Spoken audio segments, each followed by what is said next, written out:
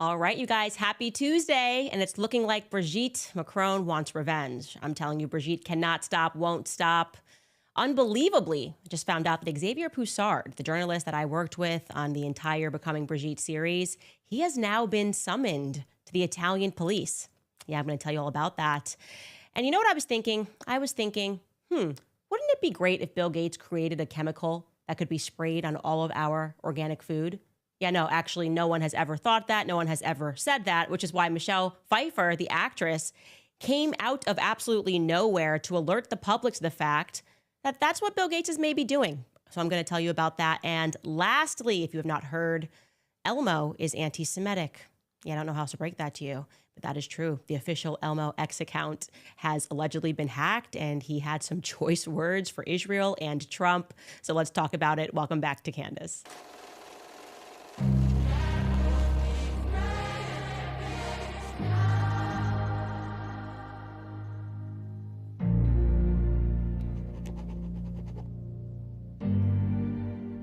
don't know if it's just me, but I feel like things are reaching a fever pitch everywhere, just all around the world. There is this massive undoing. Obviously, major win last week. So excited to know that Natasha Ray and Amandine Roy, after years of being harassed by Brigitte, were found not guilty, reversed the conviction of defamation. And I explained to you that Brigitte is distraught over that. She's distraught for a lot of reasons, but she's not giving up. Now, I think I told you guys before, but throughout this case that was brought to the appellate courts, both me and Xavier Poussard, our names were mentioned by the presiding judge, asking questions to Brigitte's lawyer. Brigitte's lawyer, by the way, is Jean Enoki. I do not take that Jean Enoki to be a very honest person for a lot of reasons. But the judge asked him, frankly, look, if you're trying to say that Natasha Ray is not telling the truth or that this could potentially be defamation, can you explain why you haven't gone after, or if you've gone after, Candace Owens or Xavier Poussard? And Jean Enoki came back and said, he wasn't aware whether or not they had launched illegal proceedings against me and or Xavier. And frankly, I don't believe Jean, and I don't think the judge believed Jean, this I don't know answer. And obviously the judge agreed with Natasha Ray, understood the pettiness of this suit, and thought that it was unlikely that they were launching legal action against us. And so the convictions against Natasha and Amandine were eventually overturned. So what is Brigitte doing about this? Well, apparently Brigitte definitely knew that they were going to lose in the upper courts, and she's now essentially shifted strategies. Earlier today, Xavier Poussard, the author that I sat down with of the Becoming Brigitte series, who I've worked with, and who effectively, I would say, risked his life when you get the behind-the-scenes stories of why him and his family decided to pick up and leave France as he was working on this investigation for years into who or what Brigitte is. He essentially, once him and his family got there, assumed that they would have the safety net of being in Italy. But apparently that's not the case, because she's viciously hunting everybody who has shared this story, myself included. And earlier today, he found out that he was being summoned to the Italian police. Now, for what, you ask? You're not going to believe this, or maybe you will believe this. Cyberbullying. Yeah, cyberbullying. You're like, Candace, are we in middle school? Yes, we are apparently in middle school. This is a thing, by the way, in Europe. This is a thing definitely in the UK. You can get arrested for very strange things. And one of those things that you could have charges brought against you for is cyberbullying. And yeah, she is going this route. She is essentially going after Xavier Poussard for that very reason. Now, deeper sources have indicated that this is a part of a new desperate ploy that Brigitte's team has come together and devised, So they decided, we're not going to go after people for defamation anymore, because that's a dangerous game. It's dangerous because she would be forced to produce proof as to who she really was for the first 30 plus years of her life.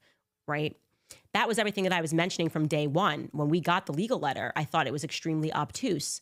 Obviously, if you are willing to sue somebody, you should be just as willing, in fact, more willing to simply present contrary proof, like proof to the contrary. Yes, here I am through all these yearbooks.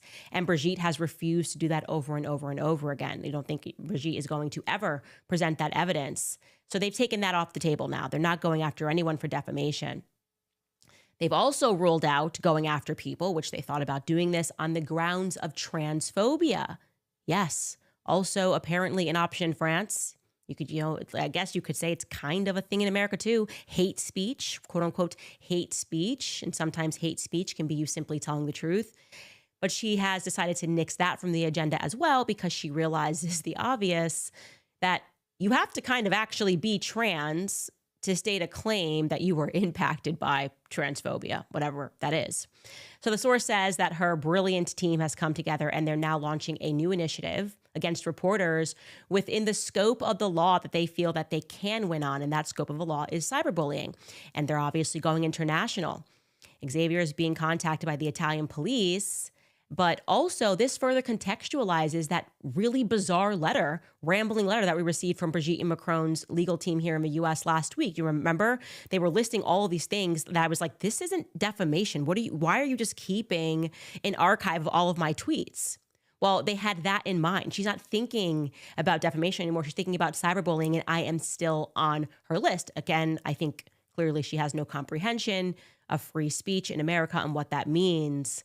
But that's the direction of travel because they're pivoting their strategies. And here is something else that's really interesting, though. This has just been reported in Le Nouvel Obs, which is very well read in France. It's breaking today. According to the news, Brigitte is refusing or has refused to undergo a required psychiatric evaluation to prove that she has, in fact, been the victim of cyberbullying, that she has endured or sustained harm because of cyberbullying. It is an actual requirement to do this. I'm going to show you Xavier Poussard's tweet from earlier today explaining that. He tweeted, "Breaking news, Brigitte Macron refuses a psychiatric examination. The wife of President Emmanuel Macron, who has just lost the libel suit she brought against Natasha Ray and Amandine Roy, is now trying to have influencers and ordinary French citizens convicted of cyber harassment for questioning her past and her sex at birth. However, as revealed by Le Nouvel Obs, Brigitte Macron has refused to undergo the psychiatric examination required in this type of procedure. It reads from this article, to be legally recognized, cyber harassment must have caused an alteration of the mental health of the targeted person. According to our sources, the First Lady refused a psychiatric expertise that could have assessed her condition, yet in the presence of the commissaire divisionnaire, that's the chief commissioner, who exceptionally came to the Élysée Palace to take her testimony, she mentioned that abroad, all of the spouses of the heads of the states of government are aware of the rumor. And so essentially, as we are seeing Brigitte get off of these planes, and Brigitte's increasingly angry as she comes off of these planes and she's punching in the face, it's because she knows that everybody knows. And that is giving her mental pain or mental anguish and anxiety, like more so than actually trying to pull this off, like actually trying to pull this off with your powerful connection of elites just being trans and wearing a wig, a ridiculous wig, I'd like to say, every single day, cross-dressing as a woman. Yeah, that didn't give Brigitte any pause or anguish because she thought, oh, we have the power to pull this off. And now that it's all coming undone, Brigitte's like, no, this is not okay, because I think everyone, when they meet, are like doing this thing, looking like, hey, they're trying to look underneath and see things, and that's upsetting Brigitte. There's a bigger question here that's happening, right? The bigger question is, why are Brigitte and Emmanuel continuing down this path? They have now lost legally, and there's no way that they're going to put this genie back in the bottle. People are not going to stop talking about this. In fact, the more that they put on these stunts, the more that they fly over to the United States and request an audience with the president of the United States to say, hey, contact Candace Owens and shut her up, the more the world is becoming awakened that something sinister is happening. But they could have been done. They could have ignored this. The book was finished. The series was the first part of the series was done. People already knew. It's like a fire that they keep throwing gasoline on, but you have to ask yourself, why? Again, nobody's going to say never mind and forget about this. I think the answer is that we have stumbled upon something much bigger than Brigitte's genitals. I have to say it. And they need the worldwide inquiry to stop, because Brigitte is just one person in this tapestry of deception and lies and evil, quite frankly. Paris is a very interesting place. It is a hub of evil. It is really kind of the home of the quote unquote modern world, right? The world that existed post-French Revolution, sexual deviancy, the occult. One way or another, every time that I'm investigating somebody, I am led back to France. Like if you're in the book club, you know we have spoken so much about Aleister Crowley, the sexual magician, the occult, how he was friends with all of the elites. Well, he lived in Paris. He lived in Paris for 26 years, considered Paris a home. Brigitte Macron, André Gide, the self-admitted pederast who Emmanuel Macron thought to put in his presidential portrait. His little wink. Yeah, we did it. We pulled this off until, Xavier Poussard and Candace Owens teamed up. So what are we looking at here? What is going on in France, and what are the implications for the rest of the world? And I'll tell you guys this. Obviously, we're at the beginning of this thing. We are bringing you a new series. It will feature Epstein and Brigitte. And I've been researching this stuff and reading it now for years. But I can tell you definitively, and this is going to sound crazy. It's going to sound as crazy as when I first said Brigitte Macron was born a man. And everyone went, what? That's nutty. That cannot be true. I'm going to tell you right now that what all of these investigations have led me to believe is, and we will get there also with Epstein, first and foremost, the world is in fact a stage. You are looking at actors and actresses that are playing the part of leaders. And we are unwitting participants.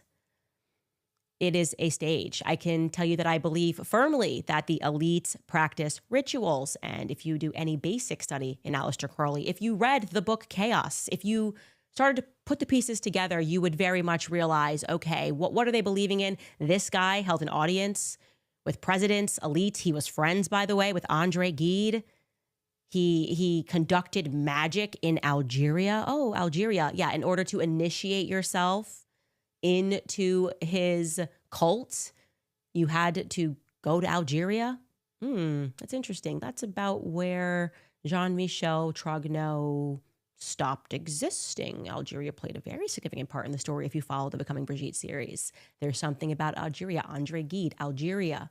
We know what they're doing out there. But initiatory practices from Aleister Crowley and the elites, yeah, I'll tell you, this idea of sex magic is definitively a real thing that they believe in. The same people, it's another thing that I would say, the same people, the same families have been in power for an extraordinarily long time. And I will tell you that the military is also heavily involved. That's one aspect that we see consistently from Chaos, speaking of one book we read in the book club, to Hollywood Babylon. This idea of the cult of military was a real component of this, high up in the military.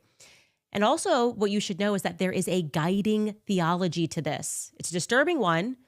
And now I understand what my husband said when he's like, Candace, everything is theology. I thought it was so strange when I met my husband and I'm like, what did you major in college? And they call it university in the UK. And they don't say that they major in it, but my husband read theology. And I was like, what an interesting, why theology? Why would you go with theology? It was a very muggle-like question of me, is what I'll say. And his answer was correct, because everything is guided by theology one way or the other. And if you don't think that you are being guided by theology, then you are definitively being guided by somebody else's theology. And there is no question in my eyes that they believe in what they are doing as a form of religion, right? That Brigitte Macron putting her in the Elysee Palace represented something to them, something disturbing to them. Because this isn't your average story. It's not like, oh, well, why can't someone just be transgendered? No, it's why, the bigger question is, why are all of the elites worldwide, all of the publications, the people with power colluding to gaslight the public about Brigitte? Why did they want to put her as the First Lady of France? What did that move represent to them symbolically, spiritually? These are the sorts of questions that you're going to start asking as we begin to unpack this series. And you're going to start to realize that the symbolism matters. The icons that these people use matters, right? It's going to take us back to Egypt. It's going to take us back to King Solomon. Midas, the things that I have been looking up and really asking myself questions about.